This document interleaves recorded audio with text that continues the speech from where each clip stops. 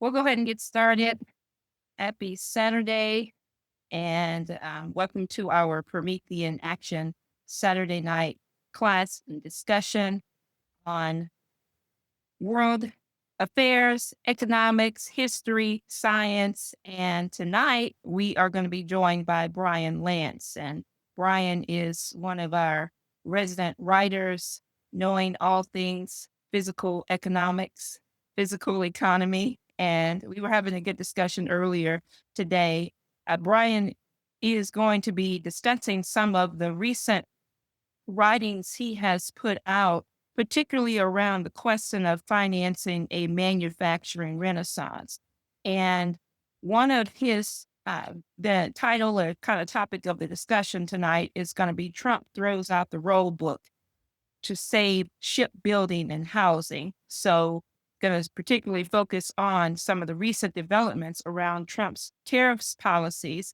And as we know, President Trump's tariffs are fully in effect right now, and they are bringing in lots of wins for the United States. Should we say big wins for the United States and for the world? As people have been watching, President Trump has met with world leaders from Japan, major investments, South Korea, Philippines, and more. And we're going to be talking about specifically some of the investments, particularly Japan and South Korea. And this in South Korea having to do with big developments in making the United States a shipbuilding nation again. And then we're going to talk about the question of what's happening with our housing sector and how we can start to really amp up and make housing affordable again for families, for young families. This is a big subject. People have been talking about this all over X and everywhere else, Facebook, why it is that young people can't afford houses, startup houses aren't available. And so we're going to talk about that. And so the recent article, and I'll post this up, and I know Brian's going to go through it a little bit more. Brian Lance has a Substack. His Substack will post up shortly here. But in part two of Financing a Manufacturing Renaissance, he titles the article "The Changing the Rules, Taking an Equity Stake in the Future." Part two, Financing a Manufacturing Renaissance. And so we're going to talk about how that's happening and what we're doing to bring that President Trump and the Make America Great Again movement, bringing that into focus. So let me go ahead and bring Brian on and we'll get into the discussion. Okay. Second, Brian, I can. All right. Here you go. Go right ahead. Okay. Good to be here. Hello, everyone. So I'll start out with the title of a recent op-ed, "Why We Remade the Global Order." That's a title of an op-ed that's came out on August 7th by Ambassador Jameson Greer, the U.S. Trade Representative. As Keisha was just talking about, the tariffs are going to be and already are becoming a major driver in the rebuilding, not just the rebuilding, but really the transformation of the U.S. economy into a modern manufacturing superpower. To learn more on that and assess it, this is my book out Election Day, November 5th on Amazon. And you can see the title there, "Rebuild the USA, the Trump Presidency and Beyond." And so I encourage you to take a look at that and consider getting it on Kindle or as soft cover. It's about 450 pages. It's a deep dive, sector by sector of the U.S. economy, what the problems are, solutions, and so on. And we're here, starting out here, talking about an aspect of these tariffs. As you may know or not know, Japan has agreed to invest $550 billion into the U.S. economy into the in U.S. economic core. That's how the Japanese Prime Minister said it. And South Korea then agreed to $350 billion also to be invested. And Harold Lutnick, the Commerce Secretary, referred to these two commitments, and then the commitment also of the European Union for another $600 billion. He referred to this as a national security economic fund. That was just a rough phrase on his part, but it gets to the core of this thing. Jameson Greer, in his piece, Why We Remade the Global Order, gets at the bigger picture. This is a transformation of the world economy going on, as well as the United States. And as Greer said, in fewer than 130 days, this is well underway. So, in addition to that $1 trillion, almost $1 trillion between just Japan and South Korea being invested via investment vehicles that will be directly directly managed by President Trump. There's another 700 billion, just 7 trillion committed in the first 100 days of the new administration in investments from abroad as well as domestically. And this is a big start to this process of rebuilding out the U.S. economy in terms of energy, industry, manufacturing, housing, agriculture, and infrastructure. Now, there was also, and I'm going to come back to this a little later, there was the agreement on U.S. Steel, the Nippon U.S. Steel Agreement partnership, in which Nippon Steel has agreed to invest $11 billion into U.S. Steel. And that agreement involves a golden share, which is held by the federal government under the direction of the president, President Trump. And so that's also going forward. And we'll come back to that agreement towards the end in terms of the Mon Valley and Pittsburgh and the implications of that. But first to an aspect Keisha already mentioned of the South Korean deal, 150 billion of that 350 billion that South Korea is investing into the United States via President Trump and President Trump's direction. 150 billion of that is going to be into the U.S. shipping industry, commercial and otherwise, shipyards, shipbuilding, building up a new maritime dominance role for the United States on the oceans of the world.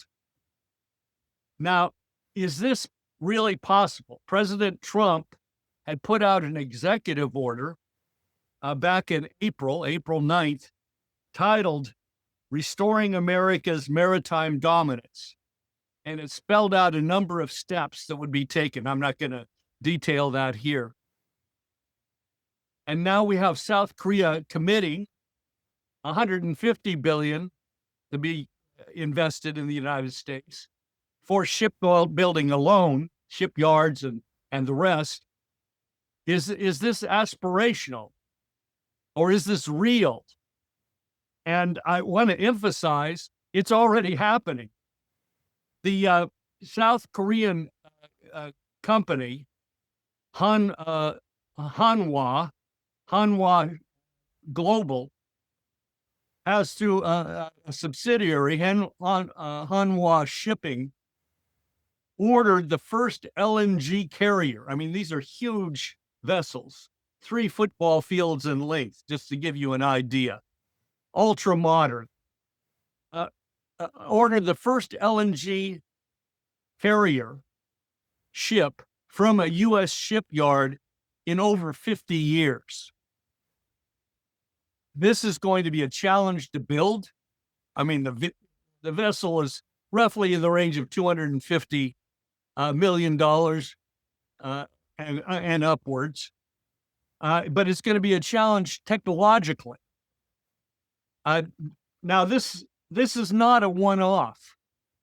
There's also been a memorandum of understanding signed between HD Hyundai Heavy Industries with HII, that's Huntington Ingalls Industries, which is the largest U.S. military naval shipyard. And they're going to collaborate on advanced technologies, bringing advanced technologies in shipbuilding to bear. Hanwha, which recently bought Daewoo, HD Hyundai, these are two of the three big South Korean shipyards. And there's an idea of what a shipyard today looks like.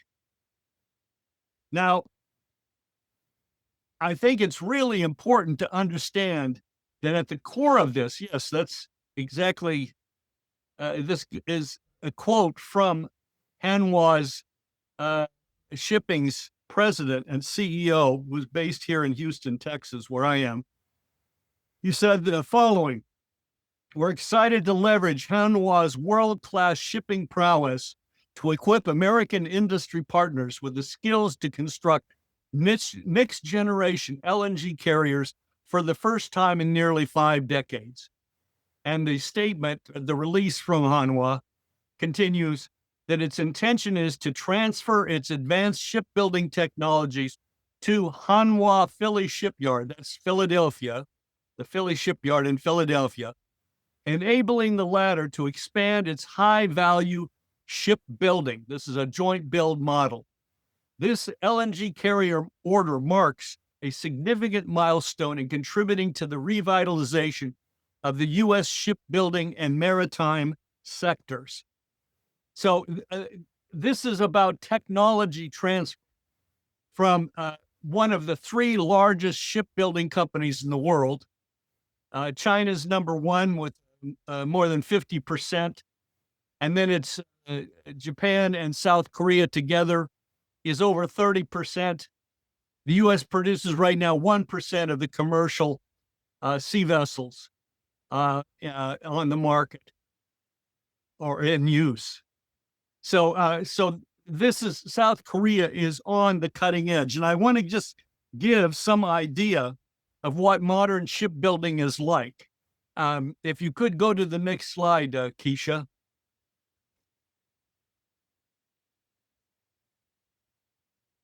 The building of a ship today involves the use of a digital twin of the entire ship. The entire ship is laid out. You can think of computer-aided design. The entire ship is laid out in advance digitally. What's called a digital twin of the ship is created, and it will be continually updated as the building process goes forward. And that same digital twin will then be used for operations and repair purposes and so on and so forth once the ship is in use. But the first step in this is if you will, is the breaking down of the design of the ship into blocks. There's different terms that are used, but I'll use the term blocks. And here in this diagram, you see the blocks of a ship. It's not a LNG carrier, but it's, for our purposes, it does just fine. You see each of those numbered sections of the ship, a lot of them corresponding to floors of the ship, but then sections of the ship from bow to stern. Each one of those is a separate individual block that will be built individually, separately, not in the shipyard, but outside of the shipyard itself. If you could go on to the next slide. Here you see from left to right, you see the steps that are taken in a modern shipbuilding process. You have the outfit assembly block there on the left, the diagram of that, if you will. Then you see in the second one, you have the outfitting of that specific unit in the real world physically. Then you see the installation of the outfit, the various outfits into the blocks. And then finally, you see the installation of the outfit, what they're calling an outfit here, into the ship itself with that big crane towards the back is where that outfit or block is being placed. Now, you can take that down. Now, most important is to understand that you're working from the design of the ship in its totality, including utilizing a digital twin. Each one of those blocks or outfits is built entirely. That includes the electronics, ductwork, plumbing, everything on each of those modules in terms of major components is already built into that block. And then choreographed, each one of those modules or blocks arrives at the shipyard to be installed. It's like a little ballet, installed in sequence, in the correct sequence. Obviously, if a module isn't there on time, the whole building process grinds to a halt. But more importantly is to understand that each one of those blocks must fit absolutely in with the other blocks or outfits. They must fit together perfectly. Their plumbing, their electronics, their ductwork has to be pre-aligned, right? That it works. This is the modern process, and it comes out of aeronautics. It comes out of modern day commercial airline building. And then it was adapted to shipbuilding in Asia. And now it's coming back here to the United States. So if we telescope back out, we look at this.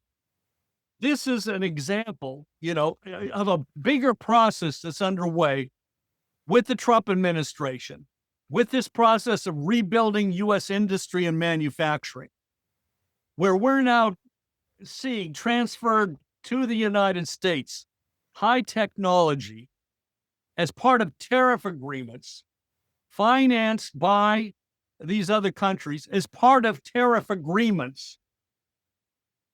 And so not only is the development of a modern day U.S. shipbuilding industry coming into view, but this is a harbinger of what's going to be occurring, not necessarily with foreign investments, but also domestic investments in sector after sector of the U.S. economy. And I'm sure very few of our listeners tonight, Keisha, foresaw this kind of process occurring even after Trump's election.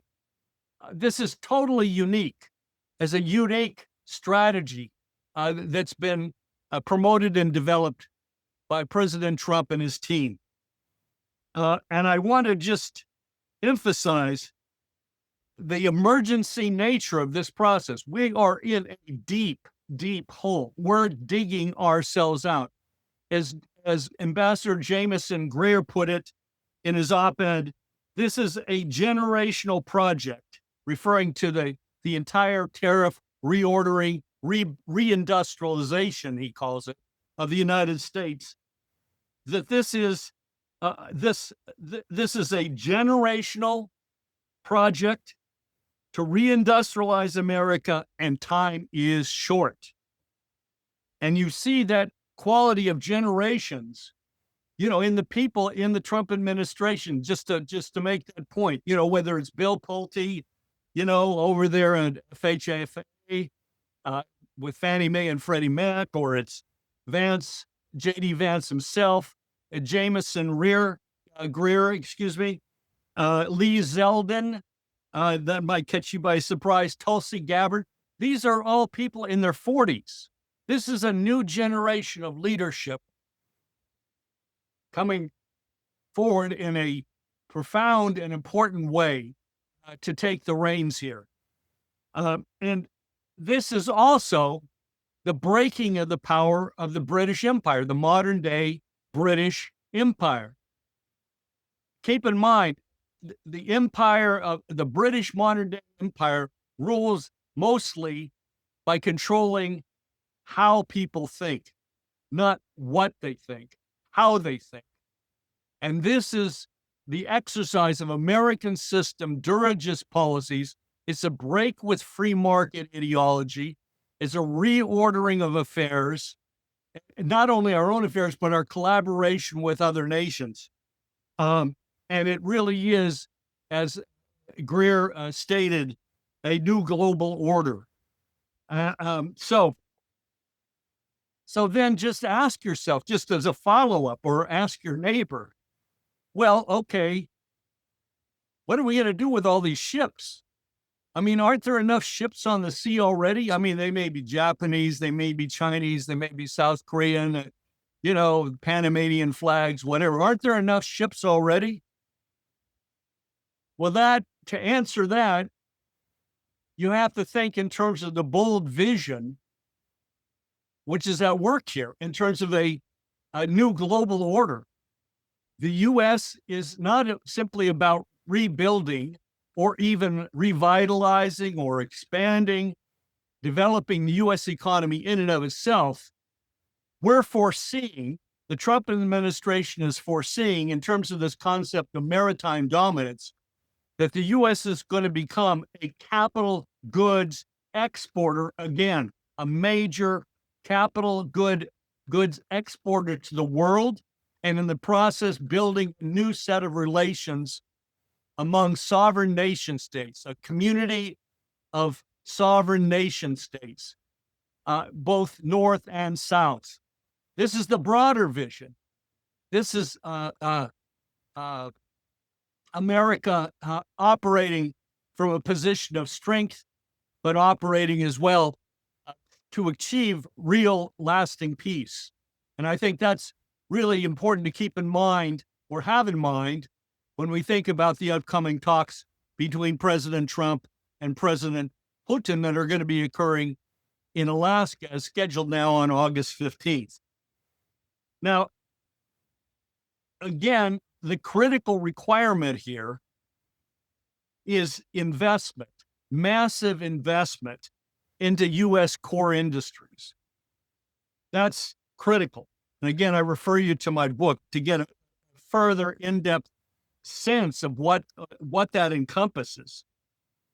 There's, in addition to the National Security Investment Fund, as Commerce Secretary Lutnick called it, there's $7 trillion now. Lutnick believes it's actually up to $10 trillion, and other investments that are coming through, both from sovereign wealth funds abroad, companies abroad, reshoring, or actually coming ashore into the United States to build inside the tariff wall.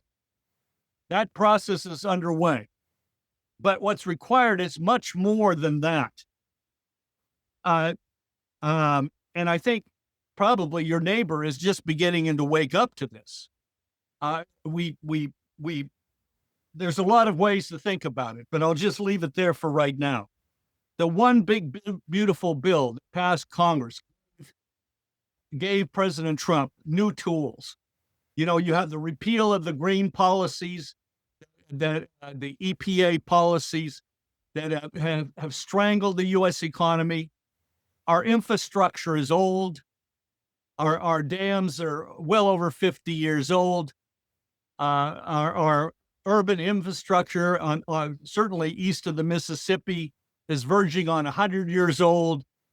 We're living on past investments that we rightly made generations ago. And now this is part of what we've got to rebuild. So this need for massive capital investment, which I'm just kind of asserting here, I would like you to think about this. It is why President Trump and his team are beating up Scott Bessent at Treasury, Bill Pulte, as I mentioned before, over the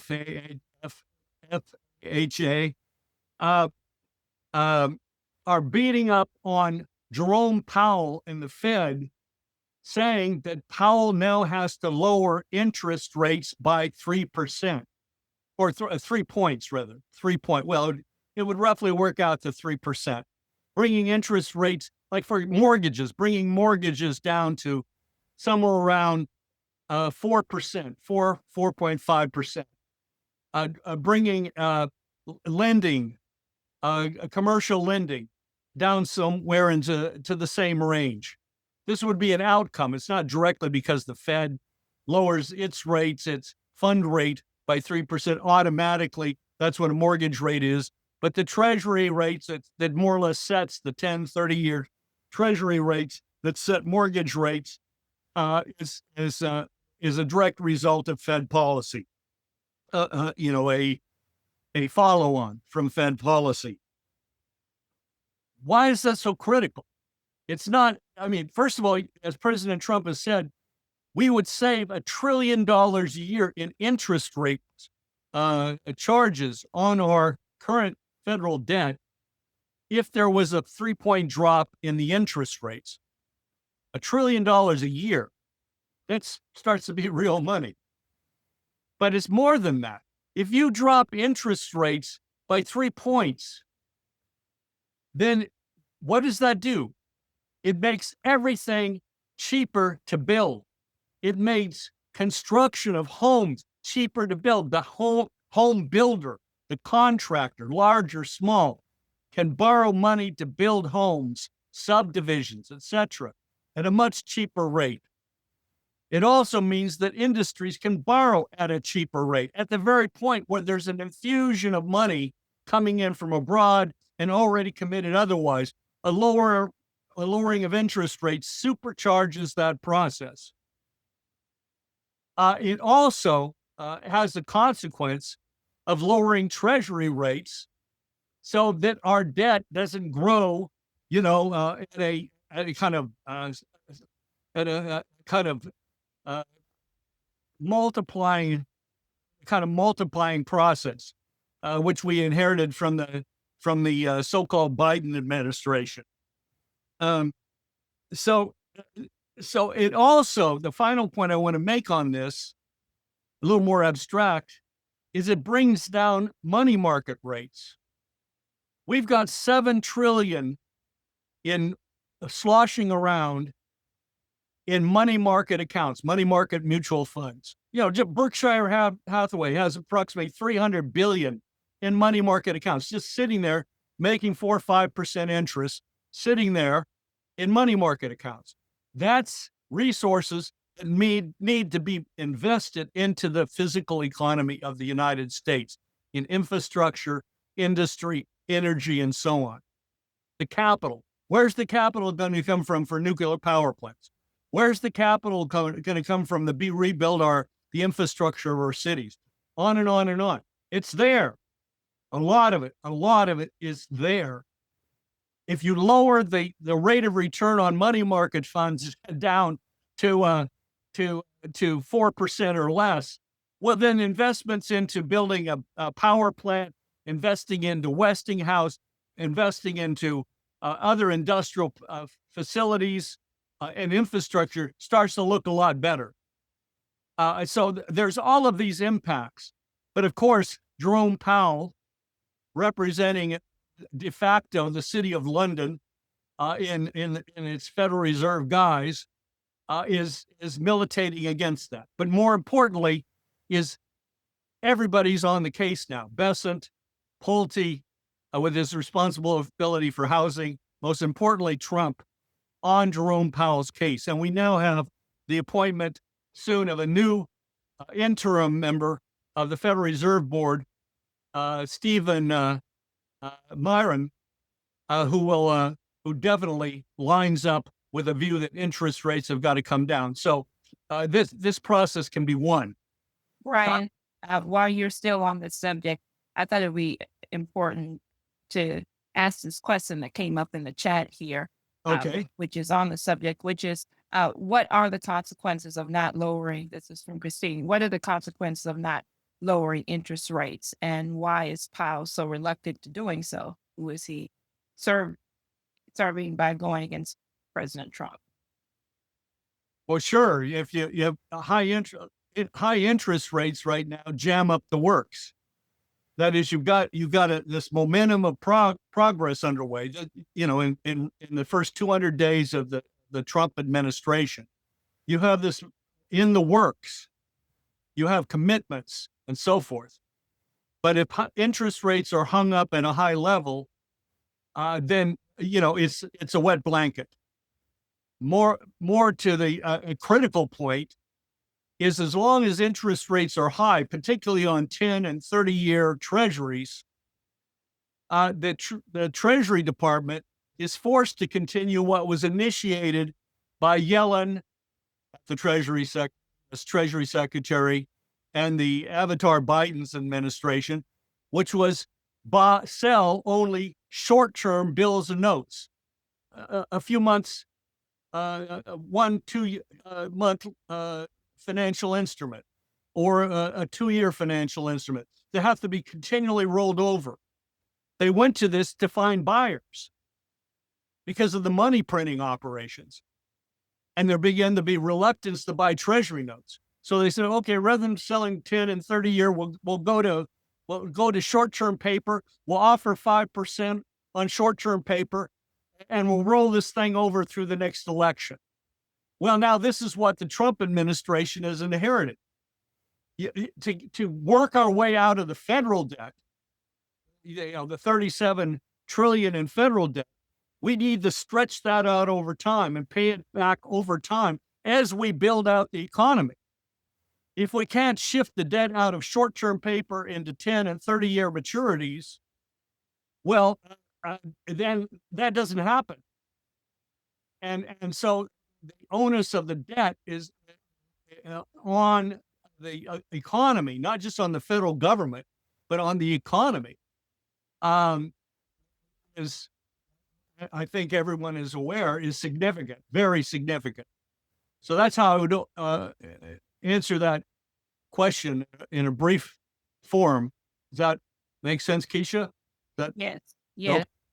And I know you're going to go and develop the housing a little bit more, but we were discussing this earlier, and while we're on it, on the interest rates, I wanted to ask about, or have you comment on some of the discussion that's going on housing, on President Trump discussing getting rid of capital gains taxes. And I was mentioning to you earlier that President Trump said that, this would be important or something they're looking at, but at the same time, lowering interest rates would be more important than getting rid of capital gains taxes in housing and selling of housing, which most people right now are saying, because of these taxes, capital gains taxes, it's making it harder on them, and they don't want to sell because of rate of the taxes. So you have anything further to say? Just briefly on that. Yes, sure. And as President Trump is indicating, in terms of existing housing stock, if you remove the capital gains tax on the sale of homes, it's likely that more people would sell their existing homes and reap larger benefits rather than sitting on their homes. Whether they rent their houses out, they're the family's old home or whatever the case may be, or their home they're living in, and they might be thinking of moving or whatever. So it would be a way of increasing the number of houses on the market, but it wouldn't actually build more houses.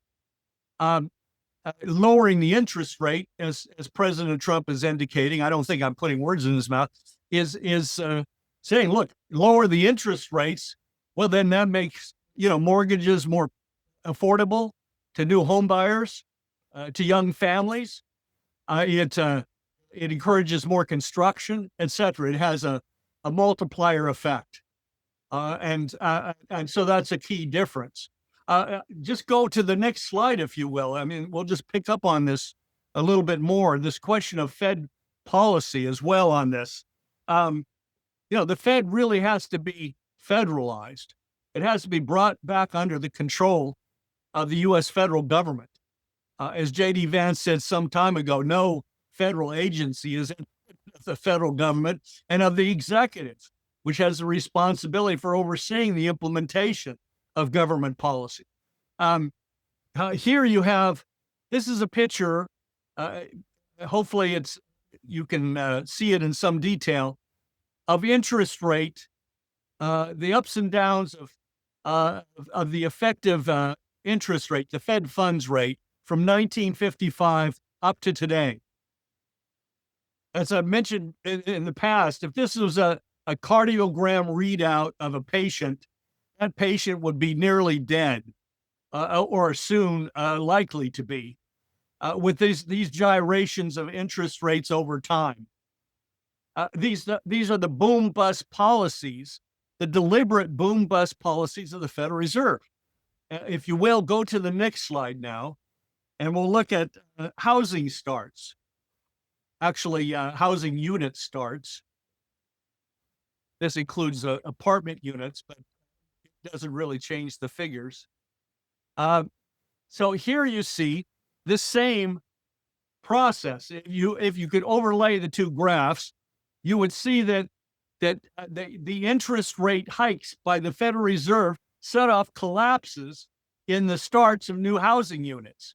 Again and again, each of the gray areas, by the way, is a recession or financial panic. And those recessions, panics are brought on first by the printing press boom process of the Fed, which doesn't distinguish between productive and non-productive investment deliberately. And then the Fed tightening the money supply, lending capacity by upping interest rates and setting off a plunge then in new housing starts. The only real exception to that is the 2007-2008 crash, where the crash in housing units started before the Fed ever got around to dropping interest rates to almost zero. But this is the startling correlation. We lost after Paul Volcker increased interest rates to almost 20%, 20% or thereabouts in effect in 1979, 1980. We lost the savings and loan industry in the course of the years that followed, and it wiped out virtually half of our home builders in the country. That occurred again in the 2007-2008 financial crash. We lost half of our home builders in the country. I mean, this is why we have a housing shortage. Going directly to the issue, this is why we have a housing shortage. You know, I hope that's clear. If not, we can come back to it. And I want to draw out another aspect of this. We had Paul Volcker. I mentioned him. He came in 1979. At the end of 1979, he was there to 1987. He oversaw what the Council on Foreign Relations termed controlled disintegration of the economy. They deliberately tanked the physical productive capacities of the U.S. economy because they wanted to go to a post-industrial economy, right? Which is what we got. And what we're now having to dig ourselves out of. That also shut down the heartland of the United States. That was our industry. That was the industry of Michigan, Indiana, Ohio, Pennsylvania. This is where the biggest toll was felt. Then came in Alan Greenspan in 1987, following Paul Volcker. Alan Greenspan, this may be a little less known to people, Alan Greenspan was one of the first proponents of the new revolution in information technology. That this is how productivity was now going to be boosted in the economy. He made speeches on this and so forth. This is not a secret.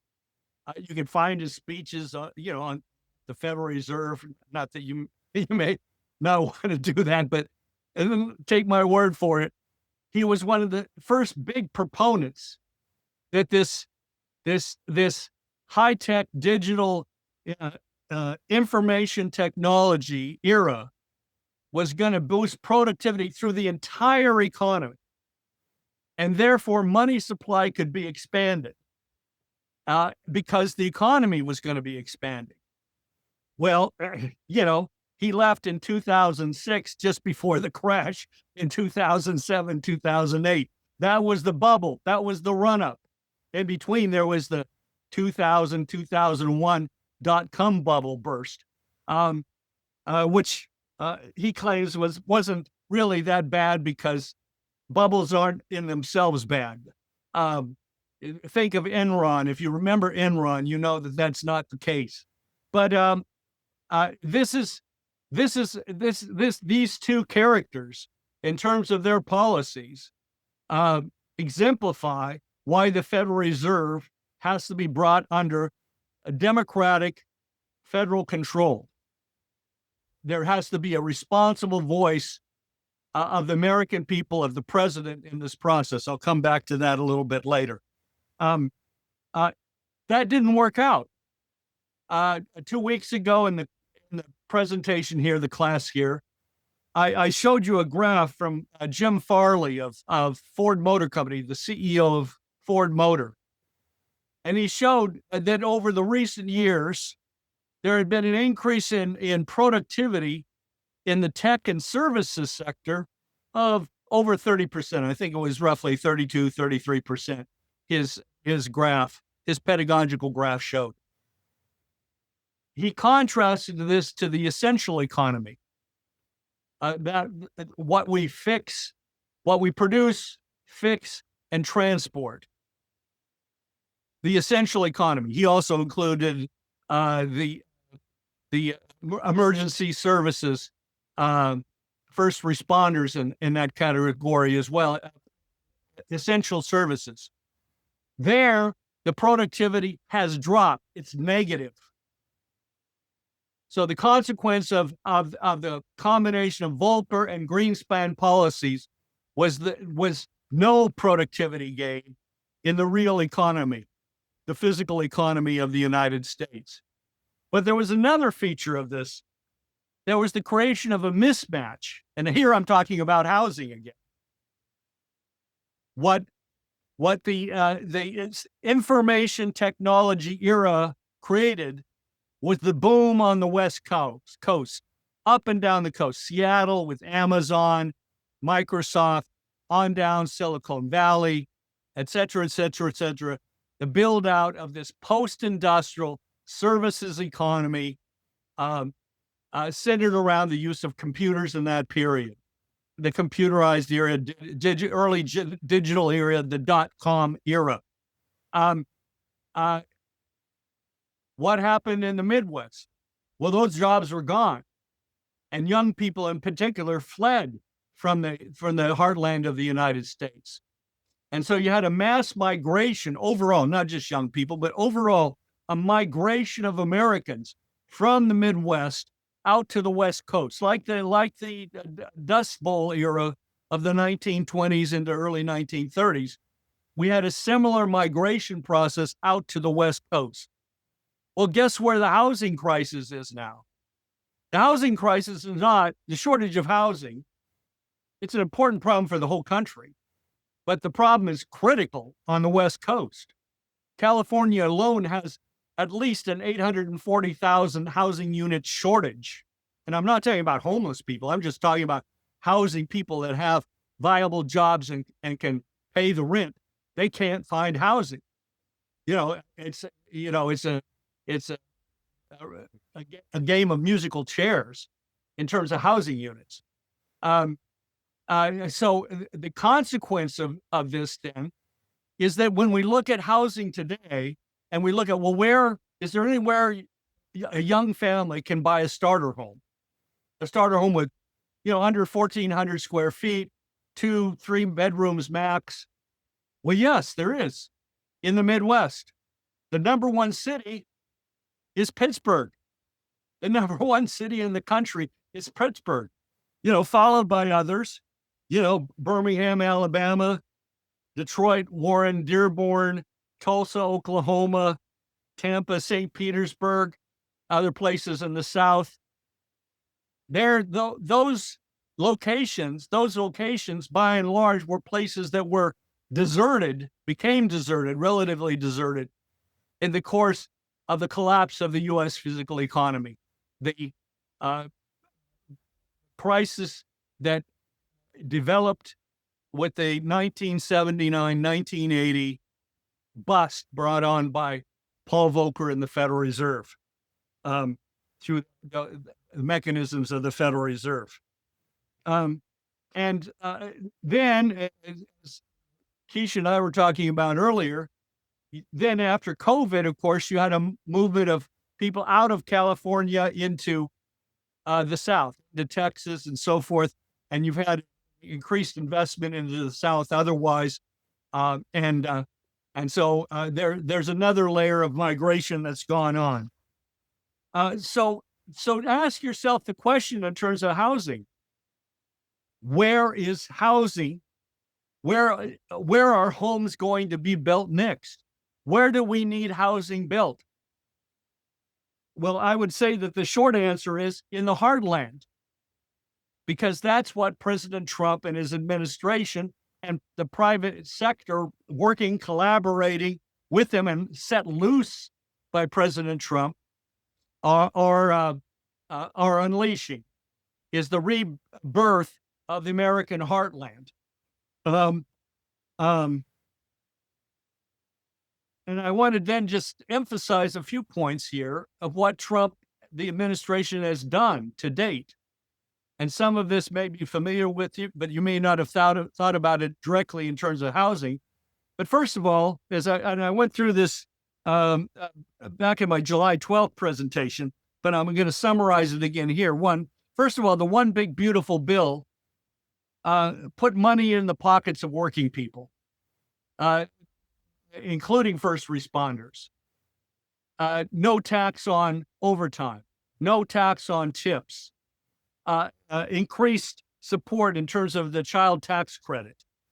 The first year expensing of all new purchases of equipment, and also factories and R&D. But think of equipment in terms of home building, trucks, bulldozers, and all the appliances that go into a house that's being built. You know, from porcelain on through in terms of dishwashers and the rest. All of those can be expensed out, written off, in lieu of paying taxes. Then thirdly, the Federal Housing Finance Agency, FHFA, that's Fannie Mae and Freddie Mac.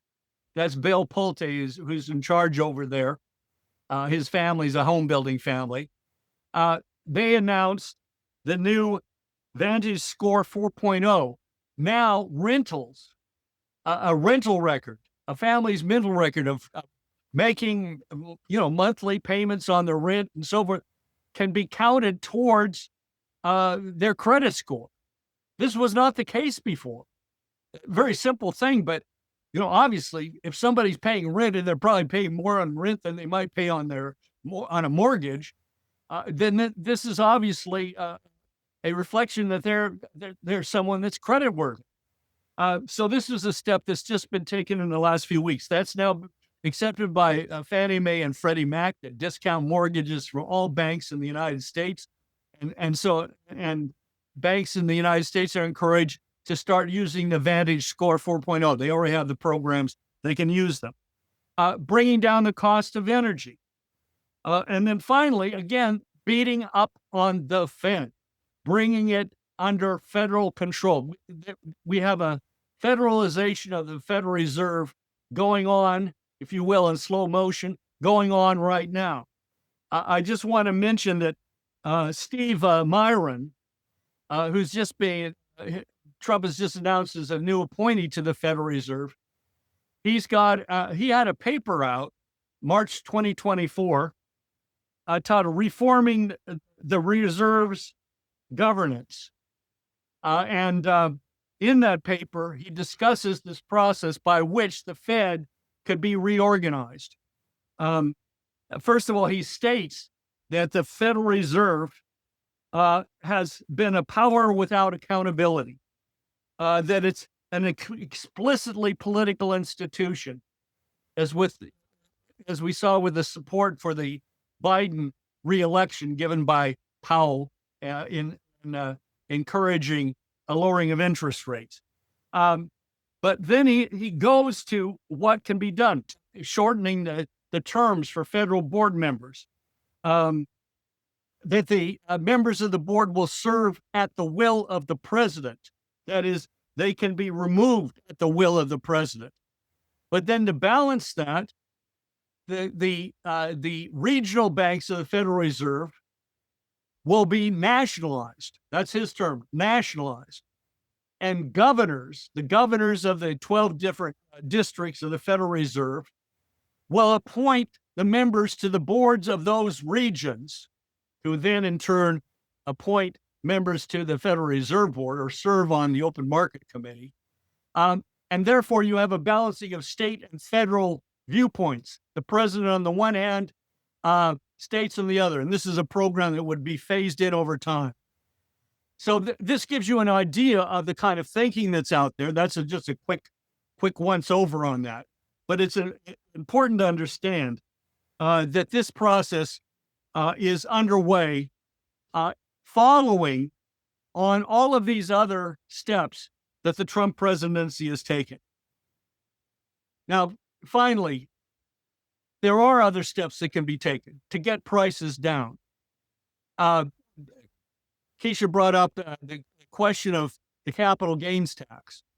Well, a capital gains tax can be imposed specifically on the sale of residential housing, say held less than 6 months or a year. In other words, taxing house flipping. A capital gains tax could be placed on corporate entities owning houses, where they would be denied an easy profit on home ownership to dry out that market. We can start logging our national forests, and President Trump has moved on that. We're harvesting a fraction of what we were harvesting even in the 1990s today. It's part of the reason lumber prices are so high. But further, think about it, to actually rebuild neighborhoods in this country, particularly urban neighborhoods, but also rural, we've got to clean up our communities. That's illegal immigration, cleaning up that problem, ending the drug plague, clearing the homeless off the streets, and Trump is now moving on that. We see a bit of that in his latest actions in Washington, D.C., as well as otherwise. His EO, ending crime and disorder on American streets, goes to the question of civil commitment and the reduction of crime. But most importantly is the creation of productive jobs in our cities and towns. All of these will help create the conditions for family life, for safe communities, and therefore the desire of people to live where they are or move back to these areas which have been deserted in terms of family life. So what I just want to underscore is, therefore, look, we're not talking here about a housing first policy. It's not a matter of just build houses and everything will be fine. No, we've got a broader set of problems. We're working that through. We will work that through.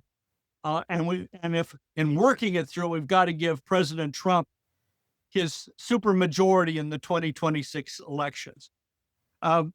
Finally, I want to turn back to U.S. Steel, and I'll end here. Turn back to U.S. Steel, Pittsburgh, and the Mon Valley, the Monongahela Valley. If you could put up the next slide, Keisha.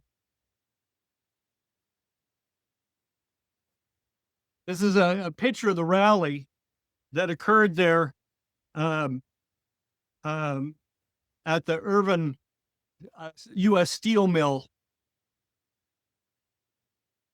this was in May, May 30th, announcing the Nippon U.S. Steel agreement for the investment of $11 billion into U.S. Steel to build new steel mills, recover mothballed steel mills, and rebuild our industrial capacity forthwith.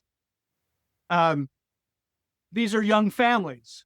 A lot of these people in this picture, and that's the future. Productive Americans, and they're happy about what Trump is unleashing. They're happy again about the future. The next slide, please. This is the Edgar Thomson plant just south of Pittsburgh. It's one of the 3 remaining steel mills in the directly in the Pittsburgh area, major facility, and it's going to be upgraded along with the Irvin plant and the Clairton plant. Move on to the next slide very quickly here. This is just I wanted to use this portion of a map here just to show what we're talking about. You see the Monongahela River and what's called the Mon Valley there, and that's a river moving from south to north into Pittsburgh. And then you see the Allegheny River moving down from the northeast and moving southwest, meeting the Monongahela at Pittsburgh. They come together right there at Pittsburgh. And you see the siting of the 3 remaining big U.S. steel mills. These steel mills proliferated the entire Mon Valley. You can go to the next slide, but Seattle's population from 1970, 75, it went from 1.5 million to 3.6 million people in 2024, more than doubled, significantly more than doubled.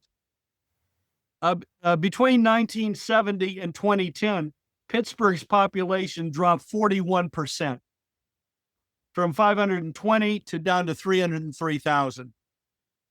The whole Pittsburgh metro area, and here you see the communities of Pittsburgh, it's not just steel mills, it's full of living, breathing communities.